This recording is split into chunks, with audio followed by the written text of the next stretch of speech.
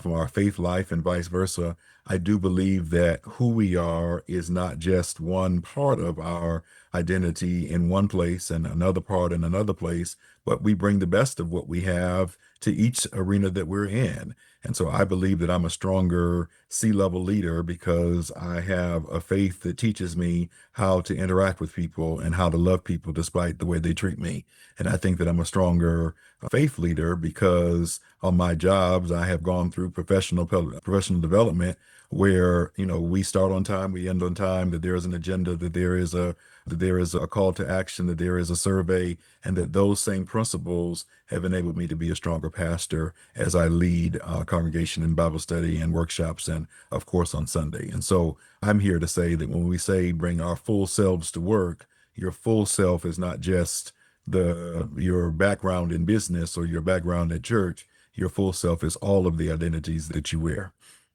And that's really beautiful that you said that because I do not believe in a separation of church and state. I don't, the legality of it is there, but the reality of it is not. There is, you bring your faith to work. I go to work, I try to say I honor God in everything I do. I try. I don't know that I always do, but it is very much a part of my life to try and do the right thing. I don't always do the right thing, but there is no separation. It's not like I just do the right thing. And I generally don't go to church. I generally pray on my own time. And I like, but, and that's, so then comes the idea of church being a more vital part of our life. So one thing I've talked to a gentleman by the name of Jackson Lamer, he was at the Donald Trump's Oval Office when he signed into action a faith-based office in the White House, the first faith-based office in the White House. And it had a specific purpose for it that they felt like certain administrations were targeting Christianity and Christian leaders through the IRS and via other engines. But the point was that when I brought up the notion that church should get more involved in teaching our children how to work, how to live successfully, how to financially plan, how to buy a home. This is a great place where a pastor like yourself, who also has this incredible amount of business experience, can offer all that to the children in your community. Doesn't necessarily mean that they have to show up with their parents on Sunday. It could very well mean that if you had the time to open your doors on a Wednesday afternoon after school and children come to your church to learn from your experience, you would have an incredible wealth of knowledge to offer. Have you ever considered doing that? Yeah, and so we have, and it's taken on different forms at the different churches that I've served. So we've done Vacation Bible School, where a traditional Vacation Bible School would be from 9 to 12, and then we followed that in the afternoon by a Mathematics Institute, where one of my members of my extended family has come and done a workshop for that same week in the afternoon for kids to be able to get stronger in their math skills. And so it was math exploration, and it was a fun-filled day. So the kids were at church for all day, but it was a new way of learning math. But I've also done, in part of my career, I used to work for Scholastic, the children's book publisher, and was able to get books at a discounted rate. And so we've done everything from a book challenge where we've given children the books for the summer and challenged them to read, and to a summer financial literacy challenge. So last year, the church that I pastor in Albany, we gave children $500 of fictional money to buy stocks. And so every child sent me a list of the stocks that they wanted to invest in. And from the start of July to the end of August, the child whose stock portfolio rose by the most amount of money received $500 to be able to invest in the stock market. And that was the challenge that everyone accepted. But then I was able to work out an arrangement with a company called giveashare.com, where we were able to then ensure that every participant, not just the ones that did the best, but every participant got a share of Ford stock. So everyone walked away with a share of Ford stock, and the two winners got a $500 money order that they could then invest in the stocks of their own.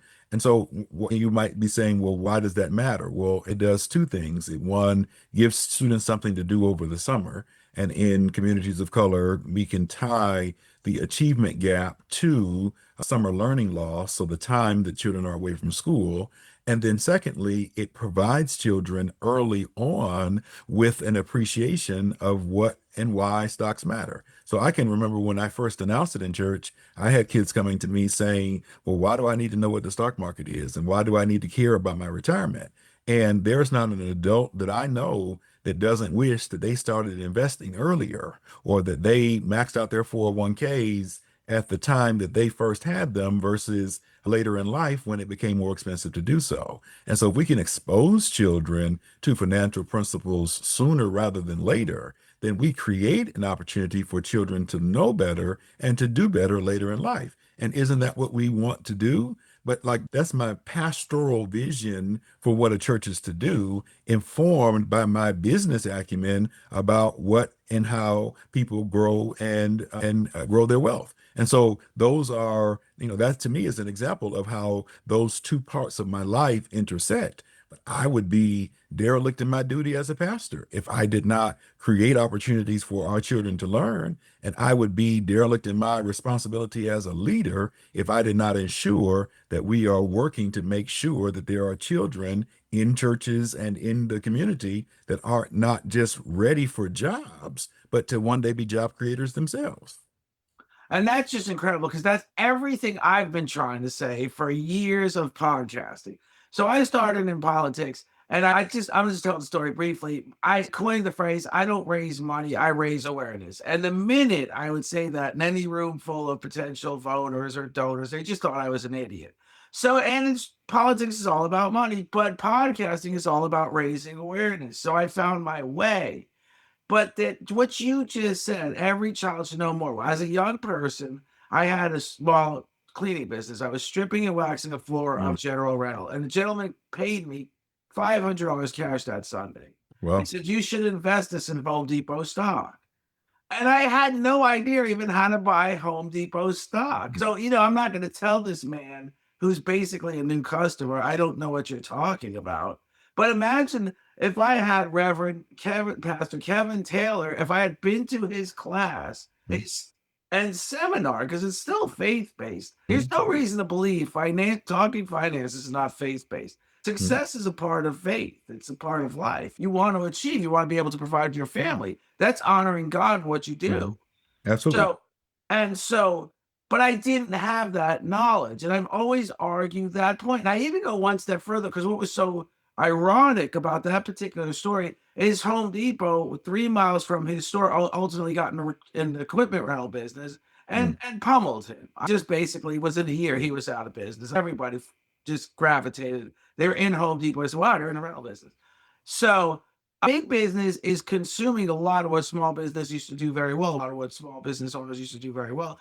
That's okay if you're able to join them because you're not going to beat them. And joining them by meaning investing in them.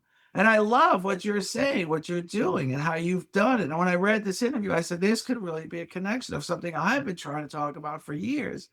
And So I really appreciate that, and I'm sorry that that person's business went out of business as a result of going against Home Depot. But you're absolutely right. Like, what is the benefit of us driving the cars that we drive, or going to the stores that we go to, and aren't appreciating fully that those are businesses? And so it's one thing to support them with your dollar. It's another thing to benefit from the dividends that they pay to their stockholders, right? So you can want to play basketball, or you can want to be the owner. Because if the basketball player is getting this much money, how much must the owner get? But like, these are the things that people have to put into perspective. But you might ask, well, Kevin, where did this idea come to you from? And I, so it comes from like actually having grown up in a church where I was seeing people who were college professors. I grew up in Ann Arbor, Michigan, so home of the University of Michigan, college professors, school board members, teachers, principals, like all in all this whole professional Black community in my church. But like, I first learned about the FAFSA form as a part of Men's Day when I was in the 10th grade, because the finance director for the University of Michigan Dearborn was a member of my congregation. And so we did FAFSA workshops as a part of our work. Well, now as a pastor, I'm saying we can do paying for college 101, where after church, we bring the kids together, and instead of using, actual grants or actual scholarships, we're using candy to represent the different forms of financial aid. And so, like, your task is to be able to fill this $100,000 gap to be able to get you to college. And you can do it with loans. You can do it with with grants or scholarships, but you just got to get there, and then your family contribution. And so, yeah, the